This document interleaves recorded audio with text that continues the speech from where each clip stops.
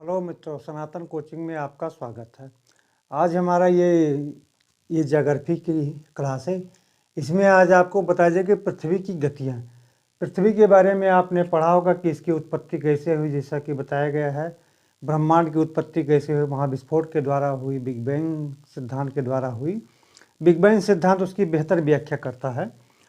तो आज हम पढ़ेंगे कि पृथ्वी की गतियाँ कौन कौन सी हैं। अब पृथ्वी की गतियाँ मेनली 3 गतियाँ होती हैं पृथ्वी की। आइए उसको हम देखते हैं। एक तो होती भौगोलिक गति, खगोलकीय गति, सॉरी पहले खगोलकीय से शुरू करते हैं। खगोलकीय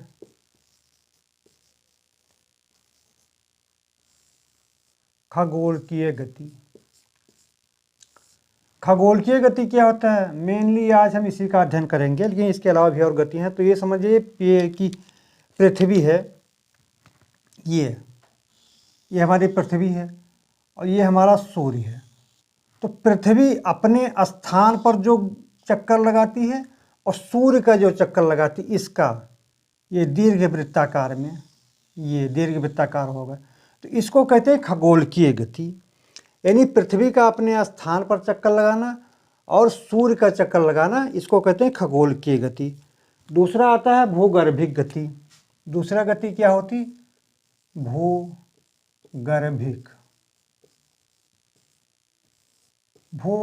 गति। अब भूगर्भिक गति क्या है, तो जैसा कि पृथ्वी के बारे में आपको पता है कि पृथ्वी का जो आंतरिक संरचना है वो उसमें 3 परतें हैं। एक ये परत हो गई, एक ये परत हो गई और एक ये परत हो गई।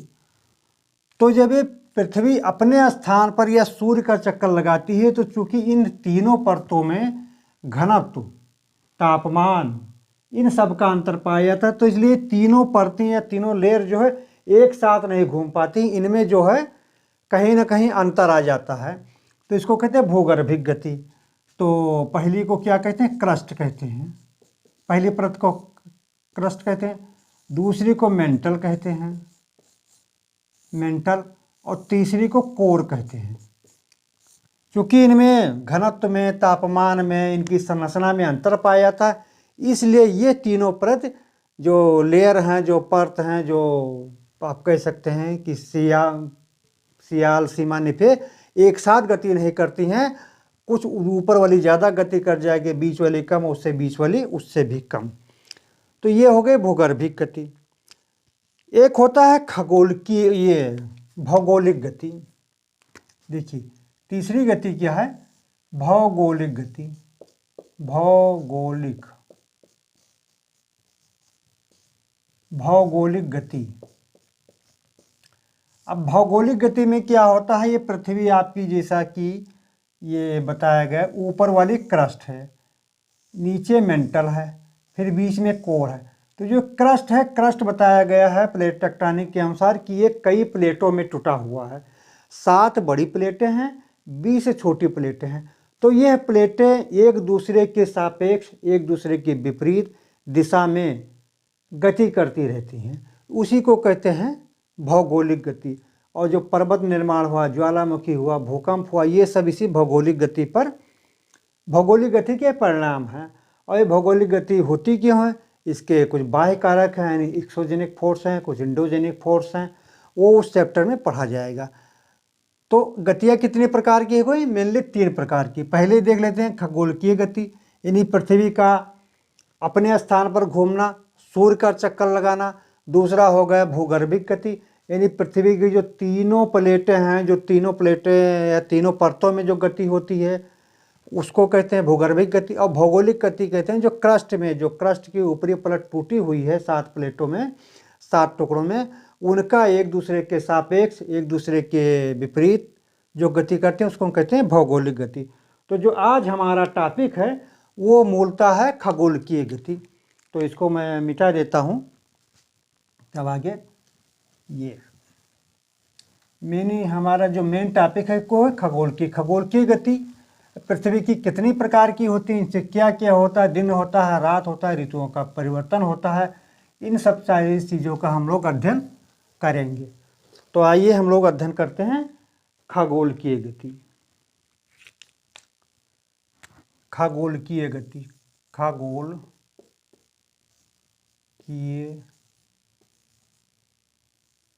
गति, खगोलकीय गति। अब ये खगोलकीय गति भी दो प्रकार की होती है, दो प्रकार की।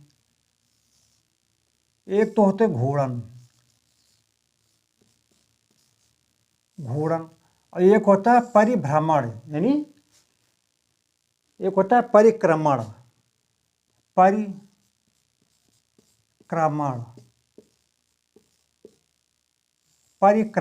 परिभ्रमण ये घूर्णन और परिक्रमण। तो घूर्णन उसको कहते हैं जो अपने अक्ष पर घूम जाए, यानी मैं जैसे यहाँ हूँ यहीं पर मैं चक्कर लगा लूँ तो इसको कहते हैं घूर्णन, इसको कहते हैं इंग्लिश में रोटेशन। तो सबसे पहले आइए रोटेशन के बारे में जान जाए। और परिक्रमण होता है किसी अक्ष के परिता घूमना। तो पृथ्वी ये है, अपने अक्ष पर ये घूम रही है, इसकी दिशा क्या होती है, पश्चिम से पूरब, अपने अक्ष पर ये घूम रही, तो इसको कहते हैं घूर्णन गति। और दूसरी गति क्या होती है, ये सूर्य है और पृथ्वी इसका चक्कर लगा रहे दीर्घ वृत्ताकार में, ऐसे ऐसे, तो इसको क्या कहते हैं, परिक्रमण। तो आइए एक एक का हम लोग अध्ययन करते हैं। तो पहले देखते हैं कि घूर्णन गति क्या है। घूर्णन, घूर्णन कहते हैं अपने अक्ष पर ही घूमना, घूर्णन गति कहलाती है, यानी इसको कहते हैं रोटेशन। ठीक,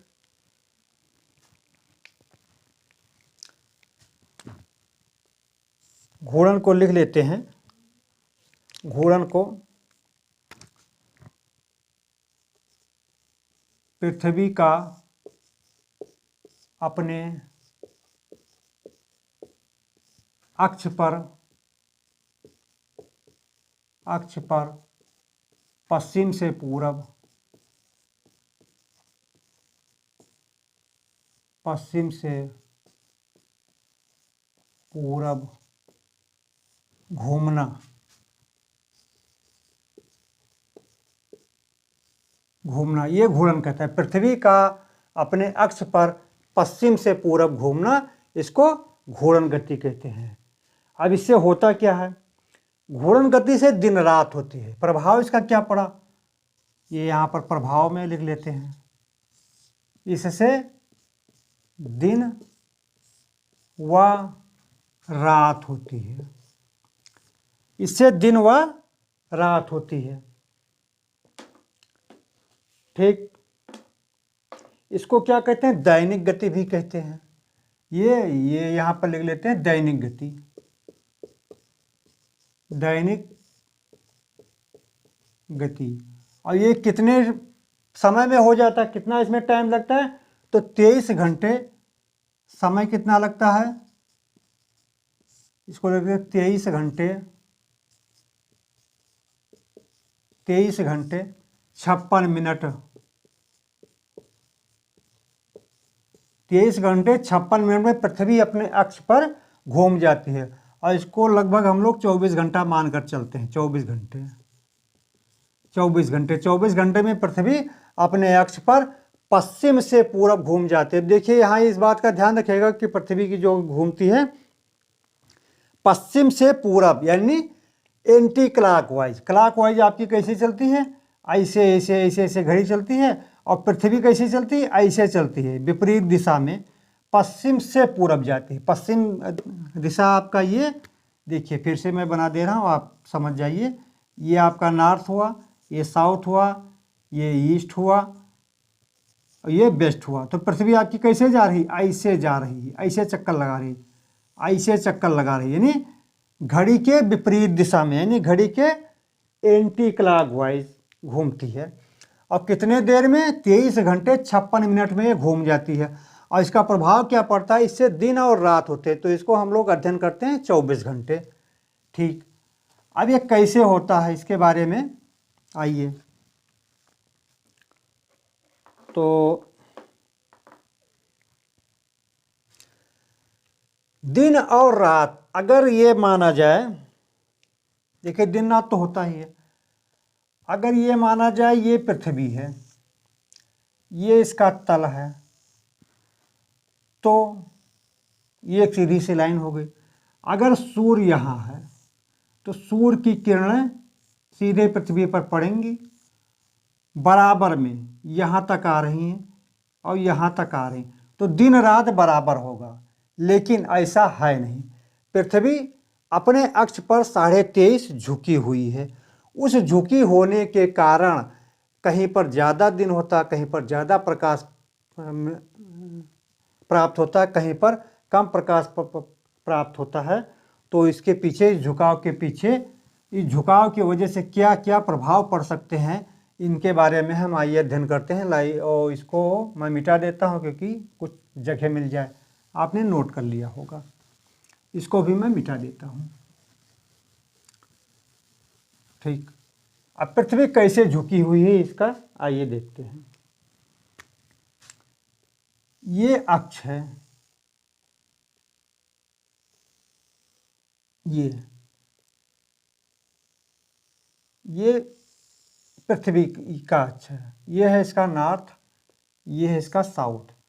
अब ये 23.5 अंश जो है झुकी हुई है, 23.5, और धरातल से कितना है 66.5, 66.5। तो पृथ्वी 23.5 जो है झुकी हुई है। ठीक, अब देखिए,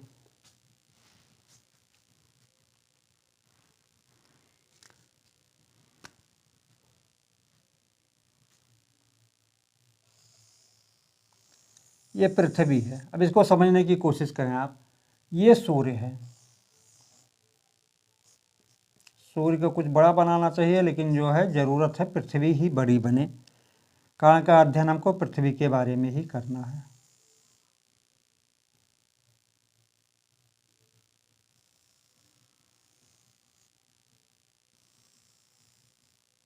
ये पृथ्वी का है नॉर्थ पोल, ये है पृथ्वी का साउथ पोल। इक्वेटर इसका कैसे है, इक्वेटर ये है 0 डिग्री, 0 डिग्री। ठीक, इक्वेटर ये है इसका। अब देखिए, अगर स्थित है 21 जून वाली, ये 21 जून, 21 जून, तो 21 जून को सूर्य कहाँ होता है, कर्क रेखा पर होता है। और कर्क रेखा पर होता है तो ये देखिए पूरा प्रकाश इसका नॉर्थ पोल तक तो आ ही रहा है, और प्लस यहाँ तक पहुँच जा रहा है, क्योंकि ये हिस्सा इसके आगे है। और इसका जो ये प्रकाश है साउथ पोल वाला, केवल साउथ पोल तक पहुँच पा रहा है, साउथ पोल तक भी नहीं पहुँच पा रहा है, क्योंकि ये हिस्सा इधर को है। तो प्रकाश इसका देखिए नॉर्थ पोल तक, यहाँ तक आ गए, नॉर्थ पोल के ये बढ़कर आ गए, तो इस समय नॉर्थ पोल में इसको ज़्यादा प्रकाश मिल रहा है, और साउथ पोल में कम प्रकाश मिल रहा है। तो 21 जून को क्या होगा, 21 जून को जो है नॉर्थ पोल में सबसे बड़ा दिन होगा, सबसे बड़ा दिन। कारण का देखिए, प्रकाश इसका ना ये पोल से भी अंदर की तरफ आ रहा है, और यहाँ देखिए ये प्रकाश इसका, ये जो साउथ पोल है साउथ पोल से थोड़ा सा आगे तक है। तो यहाँ पर क्या होगा, साउथ पोल में यानी कि दक्षिणी गोलार्ध में क्या होगा, 21 जून को सबसे बड़ा, 21 जून को सबसे बड़ा दिन होगा। तो 21 जून को ये यहाँ पर क्या होगी, अगर ये दिन बड़ा हुआ तो ये सबसे छोटी, सबसे बड़ा क्या होगी, सबसे बड़ी रात होगी यहाँ, क्योंकि जो उत्तरी गोलार्ध में होगा उसका उल्टा जस्ट दक्षिणी गोलार्ध में होगा। ठीक, तो 21 जून को सबसे बड़ा दिन होगा यहाँ। अब देखिए दूसरी कंडीशन क्या बनती है, इसको मिटा देते हैं। अब ये सूर्य जो है इस दिशा में ले आइए। अब ये कंडीशन कब की हुई, 22 दिसंबर की। अब 22 दिसंबर को सूर्य की जो किरणें हैं कहाँ तक पहुँचती हैं, ये देखिए यहीं तक तो पहुँचेंगी, लेकिन साउथ पोल में कहाँ तक पहुँच गए, साउथ पोल में पहुँच गए, साउथ पोल के भी आगे जो कंडीशन वहाँ बनती थी वो कंडीशन यहाँ बन रही। तो क्या होगा, 22 दिसंबर को साउथ पोल में सबसे बड़ा दिन होगा। अब सबसे बड़ा दिन साउथ पोल में होगा तो नॉर्थ में क्या होगा, नॉर्थ में क्या होगा, सबसे छोटा दिन होगा, तो नॉर्थ में सबसे छोटा दिन होगा, ये है उत्तरी गोलार्ध में।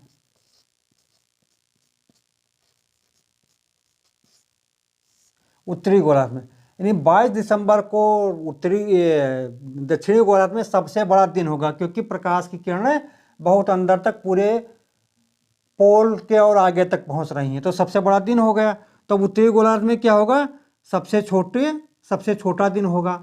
और यहाँ क्या है, 21 जून को उत्तरी गोलार्ध में सबसे बड़ा दिन हो रहा है, तो सबसे छोटी रात होगी। ठीक, और यहाँ अगर 21 जून को उत्तरी गोलार्ध में सबसे बड़ा दिन है, तो दक्षिणी गोलार्ध में क्या होगा, सबसे छोटा दिन होगा, क्योंकि जो उत्तरी का उल्टा ही दक्षिणी में होता है। जैसे अभी कल 22 दिसंबर था, 22 दिसंबर को हमारे यहाँ सबसे छोटा दिन हुआ और सबसे बड़ी रात हुई, और यही दक्षिणी गोलार्ध में सबसे बड़ा दिन था और सबसे छोटी रात थी। तो ये आप समझ गए होंगे। अब आगे चलते हैं। ठीक, इसके पीछे क्या कारण है, तो इसको आपने बना लिया होगा, और कुछ चीज़ें मैं लिख दे रहा हूँ, उसको भी नोट कर लीजिए।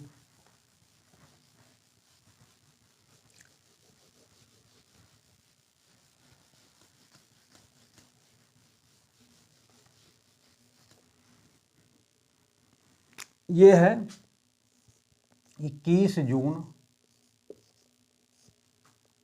उत्तरी गोलार्ध में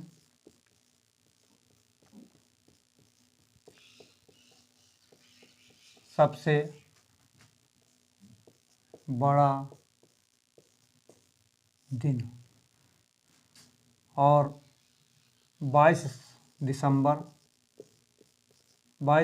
को उत्तरी गोलार्ध में क्या होगा, सबसे छोटा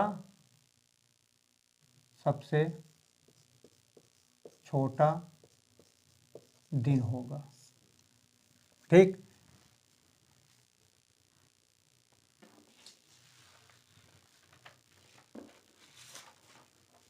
सबसे छोटा दिन होगा।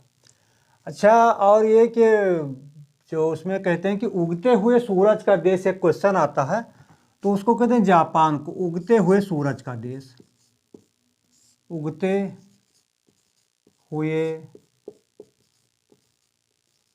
सूरज का देश, ये जापान है। और जापान का जो पुराना नाम है निप्पन है, निप्पन। कुछ यूट्यूबर जो है इसको चिप्पन कहते हैं, वो गलत है, निप्पन। निप्पन नाम से कंपनी भी, निप्पन की बैटरी भी आती है। अब ये उगते हुए सूरज का देश जापान को क्यों कहते हैं, क्योंकि जो हम लोग मैप बनाते हैं, मैप में देखिए इंडिया यहाँ पर करते हैं, ये आपका इंडिया है, ये चीन है, ये इधर कर देते हैं जापान, अमेरिका इधर कर देते हैं, दोनों साउथ अफ्रीका, ये अफ्रीका यहाँ कर देते हैं। तो सबसे पहले जो हमको दिखेगा मैप के अनुसार, वो जापान ही दिखता है कि वहीं पर सूर्य दिखे, इसलिए इसको कहा जाता है उगते हुए सूरज का देश, मैप के अनुसार। बाकी दुनिया में कहीं ना कहीं दिन बैठता है, कहीं ना कहीं दिन उगता है, इसलिए सबसे पहले कहाँ आएगा, ऐसा कुछ नहीं कहा जा सकता। हम अपने इंडिया में रहते हैं, तो हमारे मैप के अनुसार सबसे पूर्व में जो हमको देश दिखता है, वो दिखता है जापान। आप भी मैप में देख लीजिएगा, जापान दिखता है, तो हम वहीं पर कहते हैं कि यहाँ पर सबसे पहले सूरज आएगा। बाकी पूरे विश्व में कहीं सूर्य आ रहा है, कहीं सूर्य जा रहा है, मीन्स कहीं सूर्योदय हो रहा है, कहीं सूर्यास्त हो रहा है। ठीक, ये चीज़ें आपको क्लियर हो गई होंगी। एक चीज़ और आपने देखा होगा कि सूर्य निकलता नहीं है, उसके पहले ही कुछ उजाला हमको दिखाई दे जाता है।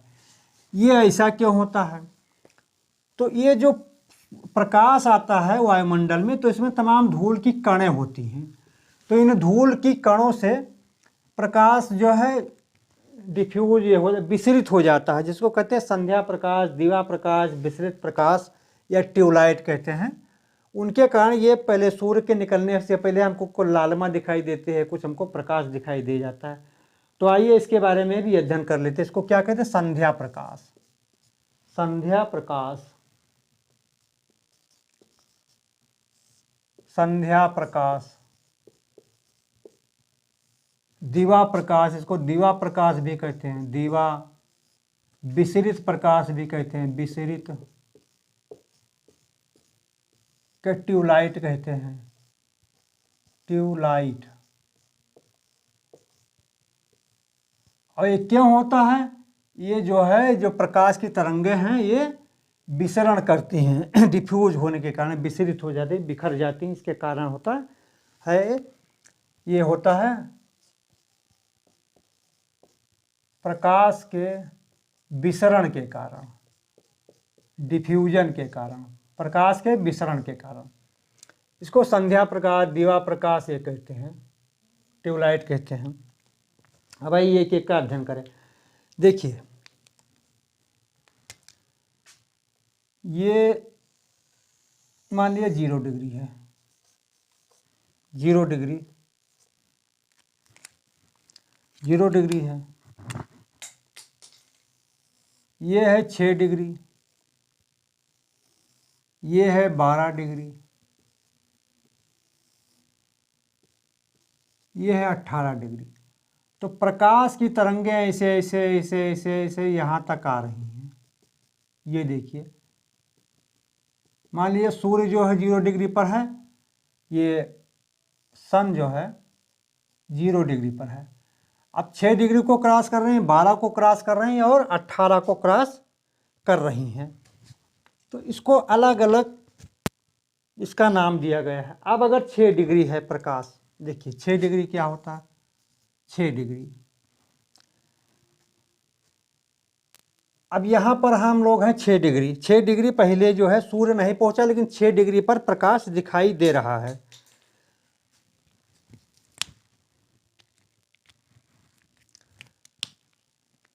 सूर्य 6 पर नहीं पहुंचा लेकिन प्रकाश दिखाई दे रहा है, तो उसको क्या कहते हैं? नागरिक ट्यूबलाइट। इसको कहते हैं नागरिक, नागरिक प्रकाश। हिंदी में ही लिखिए नागरिक प्रकाश। और ये 6 डिग्री यानी कि कितने मिनट पहले दिखाई दिया? 24 मिनट पहले, क्योंकि 1 डिग्री पार करने में 4 मिनट और 6 चौक 24, तो 24 मिनट पहले दिखाई देता है, जिसको कहते हैं नागरिक प्रकाश। 24 मिनट पहले। ये भी चटकदार होता है, चटक प्रकाश होता है इसका, चटक प्रकाश। अब एक प्रकाश दिखाई देता है 12 डिग्री पर, 12 डिग्री पर, उसको क्या कहते हैं? उसको कहते हैं समुद्रीय ट्यूबलाइट, समुद्रीय प्रकाश। समझ रहे हैं? सन यहाँ पर, सन अभी पहुंचा नहीं 12 पर, लेकिन 12 पर कुछ प्रकाश हमको दिखाई देता है, तो उसको कहते हैं समुद्रीय प्रकाश। कितनी देर, कितनी जल्दी आ जाता है? कितने मिनट पहले? तो 12 चौक 48, ये 48 मिनट मीन्स 1 डिग्री पार करने में 4 मिनट, तो 12 डिग्री पार करने में कितना हुआ? 48 मिनट, 48 मिनट पहले। एक होता है 18 डिग्री पर, इसको क्या कहते हैं? इसको कहते हैं खगोलकीय ट्यूबलाइट, खगोलकीय, खगोलकीय प्रकाश। ये कितने आ जाता है? तो 18 चौकों 18 चौक 72 मिनट पहले, 72 मिनट पहले। वही 1 डिग्री पार करने में 4, तो 18 डिग्री पार करने में 18 चौक 72 मिनट पहले। सूर्य यहीं पर है, लेकिन कुछ प्रकाश 18 दिखाई देता है, कुछ 12 दिखाई देता है, कुछ 6 पर दिखाई देता है। अब 6 वाला जो प्रकाश कहते हैं नागरिक प्रकाश, ये 24 मिनट पहले आ जाता है, और 12 वाले को कहते हैं समुद्रीय प्रकाश, ये 48 मिनट पहले आ जाता है, और जो 18 पर प्रकाश आता है उसको कहते हैं खगोलकीय प्रकाश, ये 72 मिनट पहले आ जाता है। जो नागरिक प्रकाश होता है काफ़ी चटक होता है, ये उससे कुछ धीमा होता है, और वो इससे भी धीमा होता है, क्योंकि दूरी धीरे धीरे बढ़ती जाती है, तो इसलिए जो तीव्रता है ये कम होती जाती है। ठीक, तो आप समझ गए होंगे कि घूर्णन से क्या क्या होता है। अब आइए इसका एक अलग है परिक्रमण, तो इसको मैं मिटा देता हूँ। परिक्रमण क्या होता है? परिक्रमण वो होता है जब कोई वस्तु किसी वस्तु के सापेक्ष या कोई वस्तु किसी दूसरी वस्तु का चक्कर लगाए। जिस प्रकार से सूर्य बीच में है, पृथ्वी उसका चक्कर लगाती है, तो उसको कहते हैं परिक्रमण, रेवोल्यूशन। और अगर पृथ्वी अपने अक्ष पर ही घूम रही है तो उसको कहते हैं घूर्णन। और पृथ्वी दो तरीके की गतियाँ कई तरीके की होती हैं। तो खगोलीय गति में हमको पढ़ना है घूर्णन गति, यानी घूर्णन जो अपने अक्ष पर ही वो चक्कर लगाए, यानी इंग्लिश में कहते हैं रोटेशन, वो हम लोगों ने पढ़ लिया। अब है परिक्रमण। परिक्रमण गति में कि पृथ्वी सूर्य का चक्कर लगा रही है, उसको कहते हैं परिक्रमण गति। परिक्रमण, परिक्रमण गति। अब परिक्रमण गति पहले देख लेते हैं होता क्या है। ये सूर्य है, ये दीर्घ वृत्ताकार कक्षा है, ठीक। ये यहाँ सन लिख देते हैं, ये पृथ्वी अर्थ है। अब ये पृथ्वी इसका सूर्य का चक्कर लगा रही है, ऐसे ऐसे ऐसे, कैसे?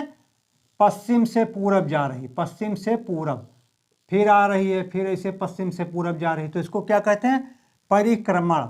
और ये परिक्रमण कितने दिन में पूरा हो जाता है?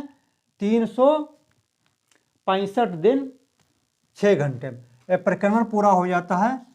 365 दिन 6 घंटे में, 6 घंटे में पूरा हो जाता है। और ये पृथ्वी की गति का सिद्धांत किसने दिया था? केपलर महोदय ने। केपलर महोदय ने ग्रहों के सिद्धांत, ग्रहों की गति के बारे में सिद्धांत दिए हैं। तो उन्होंने कहा था कि पृथ्वी कैसे चक्कर लगाती है, दीर्घ वृत्ताकार में चक्कर लगाती है। अब ये 6 घंटे जो बच जाता है तो चौथे साल पर हम इसको पूरा एक दिन मान लेते हैं। और हर साल उस साल जो है फरवरी को मान लेते हैं 29 दिन, यानी दिन हमारा पूरा हो जाता है फरवरी का 29 दिन। और इसको कहते हैं हर चौथे साल में, यानी 366 का इसको कहते हैं लीप ईयर, लीप ईयर, ठीक। अब इससे क्या होता है? इस गति से जो है ऋतु परिवर्तन होता है, ऋतु परिवर्तन।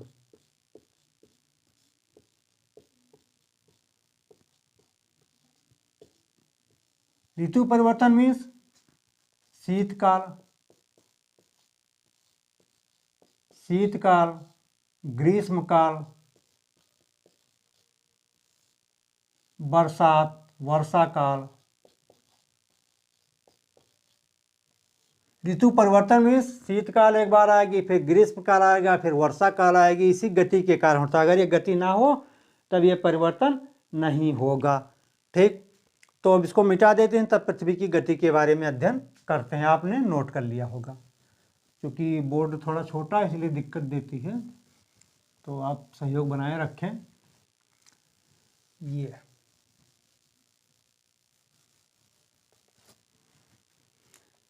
गति के बारे में अब देखिए, ये हमारा सूर्य है, सन है, ठीक। ये हमारी पृथ्वी है। पृथ्वी को थोड़ा ज़्यादा बड़ा इसलिए बना रहे हैं ताकि पृथ्वी के बारे में ही समझना है तो बेहतर समझा जाए। अब पृथ्वी का ये है जो झुकाव है, झुकाव की वजह से इसका एक्सिस ये है नॉर्थ, ये है साउथ। अब इसका इक्वेटर जो है ये पड़ेगा इसे 0 डिग्री। ये इसकी कर्क रेखा है, कर्क रेखा। ये किसकी है? मकर रेखा है।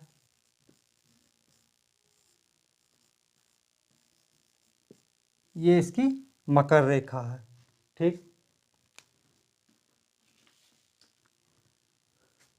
अब ये स्थित मान लीजिए 21 जून, 21 जून की स्थिति है। अब 21 जून की जब स्थिति है तो जो सूर्य का प्रकाश आ रहा है, ये वाला प्रकाश, ये वाला प्रकाश कहाँ जा रहा है? सीधे कर्क रेखा पर पड़ रहा है इस समय। और कर्क रेखा पर जब पड़ रहा है तो ये देखिए कर्क रेखा पर पड़ रहा है, तो यहाँ तक इस पोल तक यानी नॉर्थ पोल के अंदर तक प्रकाश आ रहा है, यहाँ तक प्रकाश आ रहा है, उत्तरी गोलार्ध में प्रकाश सबसे ज़्यादा है और कर्क रेखा पर बहुत ज़्यादा प्रकाश है। और ये प्रकाश की और जो ये हो गया आपका यहाँ वाला प्रकाश, और ये जो प्रकाश आ रहा है ये यहीं तक आ रहा है, ये साउथ पोल को नहीं छू पा रहा है, यानी 66.5 तक ही प्रकाश यहाँ पर आ रहा है। और ये स्थिति कब बनती है? 21 जून को। ठीक, इसके बाद पृथ्वी चल रही है, पृथ्वी चल रही है। अब पृथ्वी कहाँ पहुँच गई? जून के बाद क्या आएगा? जुलाई, जुलाई के बाद अगस्त, अगस्त के बाद सितंबर। अब सितंबर में पृथ्वी पहुंच गई सूर्य के सामने। अब देखिए इसमें क्या कंडीशन होती है, क्या स्थिति होती है। ये 23 सितंबर की स्थिति है। इसमें जो है आपका नॉर्थ और साउथ ये है, ये आपका नॉर्थ है, ये आपका साउथ है, नॉर्थ है साउथ है। और आपका इक्वेटर, इक्वेटर ये है, कर्क रेखा आपकी ये है, मकर रेखा आपकी ये है। सूर्य का प्रकाश देखिए आपके सीधे इक्वेटर पर आ रहा है। अब ये है कर्क, ये है मकर, ये आपकी 0 लाइन है। ठीक,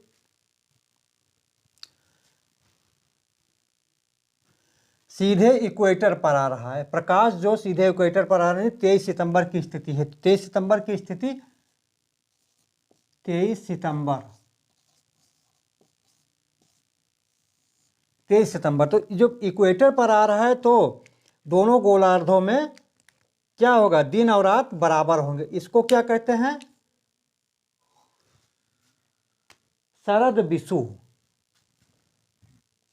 इस स्थिति को कहते हैं शरद विषुव, नहीं विषुवत रेखा पर है इसलिए शरद विषुव कहते हैं। विषुवत रेखा पर तो शरद, अब इसके बाद क्या ठंडी शुरू हो जाएगी तो शरद हो गया। विषुवत रेखा पर है इसलिए विषुव कहते हैं।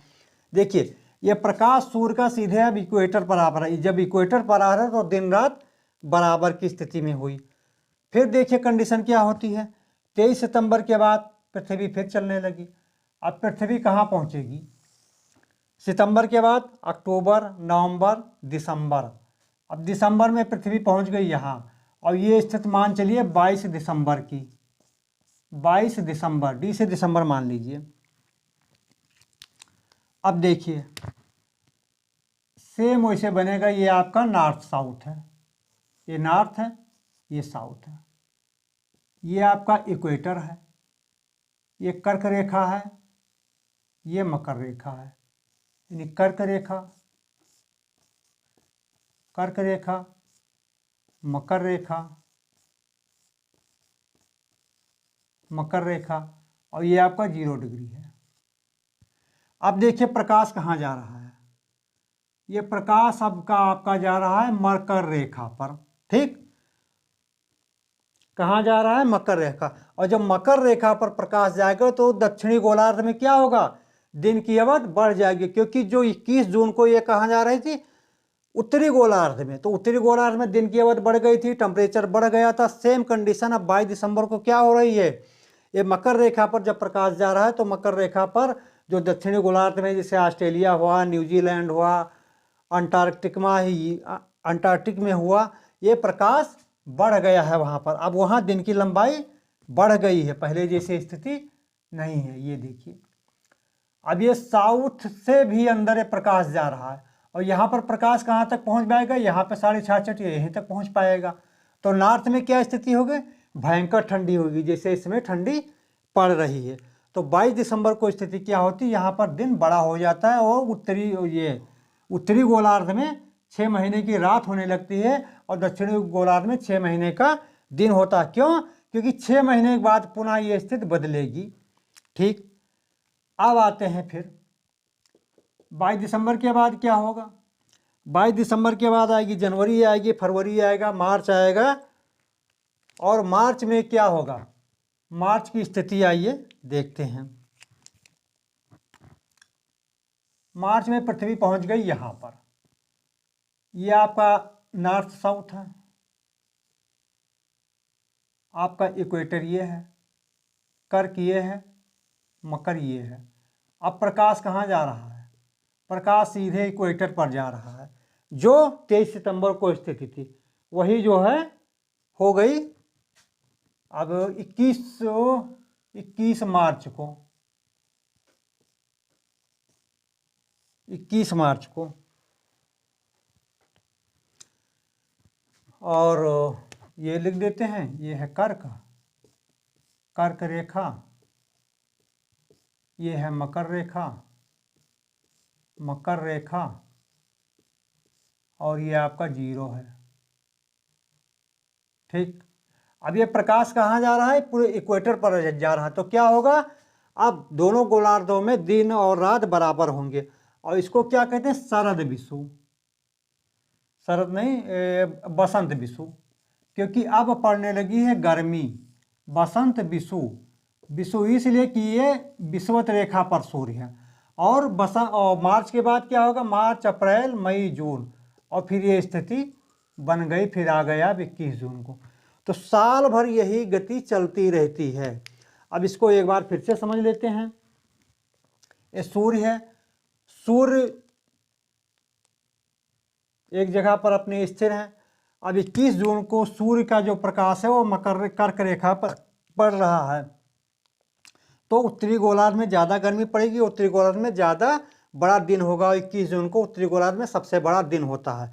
फिर पृथ्वी चली तो 23 सितंबर को ऐसी स्थिति रहती है जब सूर्य की किरणें इक्वेटर पर पड़ते हैं। सीधे देख लीजिए फिगर में आपको इक्वेटर दिखाई देता है। अब इस समय दोनों गोलार्धों में दिन और रात बराबर होती है। और ये स्थिति होती है 23 सितंबर को, और 23 सितंबर के बाद ठंडक शुरू होनी होती है, इसीलिए इसको कहते हैं शरद विषुव। और इसके बाद सितंबर बाद अक्टूबर, नवंबर, दिसंबर, दिसंबर के बाद 22 दिसंबर को जो है फिर ये जो प्रकाश जो है मकर रेखा पर आता है। देखिए फिगर में सीधे साफ साफ दिखाई दे, मैंने रेड से बना दिया है, मकर रेखा पर आ रहा है। तो अब दक्षिणी गोलार्ध में सबसे बड़ा दिन होगा, गर्मी सबसे ज़्यादा बढ़ेगी, टेम्परेचर सबसे ज़्यादा बढ़ेगा। और ऑस्ट्रेलिया, न्यूजीलैंड में इस समय भयंकर गर्मी पड़ रही है। ठीक, अब इसके बाद 22 दिसंबर को क्या होगा? वहाँ पर ऑस्ट्रेलिया में 22 दिसंबर को सबसे बड़ा दिन होगा, और हमारे यहाँ सबसे छोटा दिन होगा। आपको ये पहले से पता है कि जो उत्तरी गोलार्ध में होगा सेम उसका अपोजिट दक्षिणी गोलार्ध में होता है। ठीक, अब ये 22 दिसंबर के बाद कहाँ आएंगे? दिसंबर, जनवरी, फरवरी, मार्च। अब 21 मार्च को सेम 23 सितंबर वाली स्थिति बन गई। अब ये सूर्य की प्रकाश जो है ये इक्वेटर पर पूरी पड़ रही, तो उत्तरी गोलार्ध और दक्षिणी गोलार्ध में दिन और रात बराबर होंगे। और 21 मार्च को स्थिति बनती है, इसलिए कहते हैं इसको बसंत विषुव, यानी इसके बाद बसंत ऋतु आ जाता है, गर्मी का मौसम।